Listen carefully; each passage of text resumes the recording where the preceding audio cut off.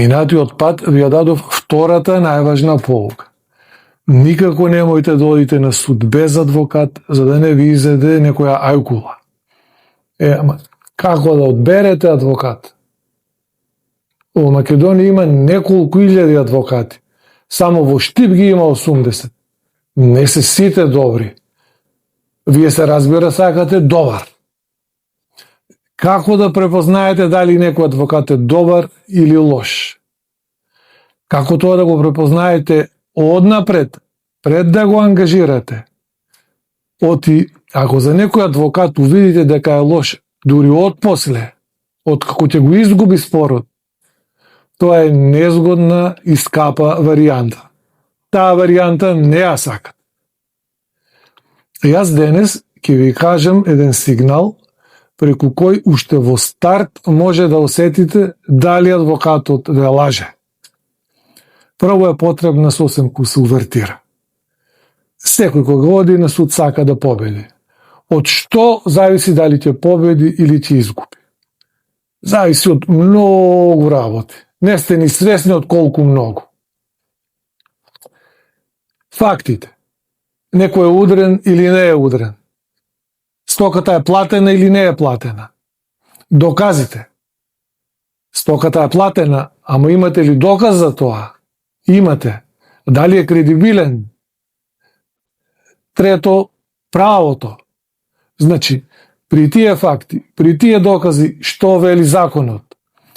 Четврто, адвокатите. Каков е вашиот адвокат, каков е оној на противникот? Пето, судијата се разбира, кој судија суди? Еден судија може да пресуди вака, друг судија може да пресуди сосем поинаку, за истата работа, при истиот закон. Бидејќи зависи од многу фактори, исходот на судскиот спор секогаш е неизвесен, секогаш. И никој никогаш однапред не може со сигурност да знае кој ќе победи. Како во спортски надправа, резултатот никогаш не се знае однапред. Затоа, ако некој адвокат однапред ви гарантира успех, бегајте од него. Тој адвокат е несериозен, тој адвокат ве лаже и само гледа како да ви ги земе парите. Сериозен адвокат, чесен адвокат, може да се обиде да процени каков ќе биде исходот на спорот. Некогаш дури со висок степен на веројатност, но секогаш станува збор само за процена, која може да се оствари, ама може и да не се оствари. Гаранција нема, ниту може да има. Затоа, ако некој адвокат однапред ви гарантира победа, бегајте од него, тој ве лаже. И сега, кога сме кај адвокатите лажечи, морам да ви кажам уште една работа, дури и по цена да ми се налутите. Клиентите, тоа сте нели вие, како да сакаат да бидат излажени, свесно или несвесно, прем поголемиот дел. Еве на што мислам. Кога разговарате со адвокат, сакате тој да ви го каже она што вие сакате да го слушнете. Сакате да ви каже дека вашата ситуација е победничка.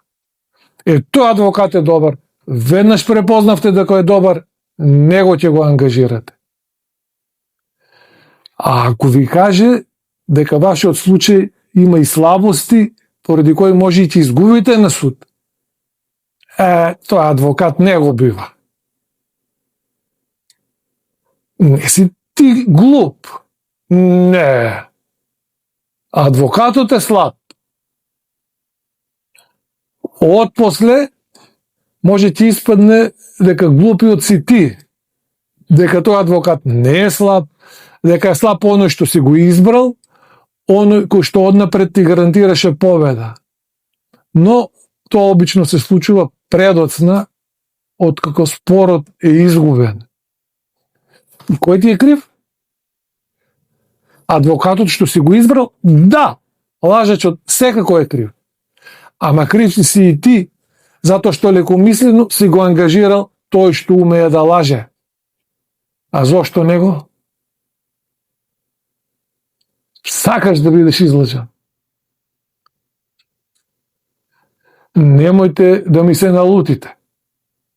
Ова го кажувам за ваше добро. Извлечете поука од ова.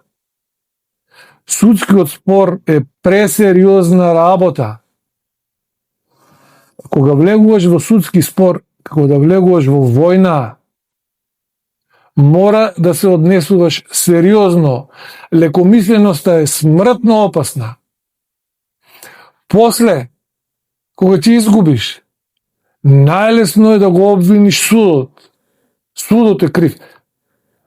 Не, често не е крив судот. Крив си самиот ти поради твојот несериозен и лекомислен пристап, кој што адвокатите лажечи го користат умешно.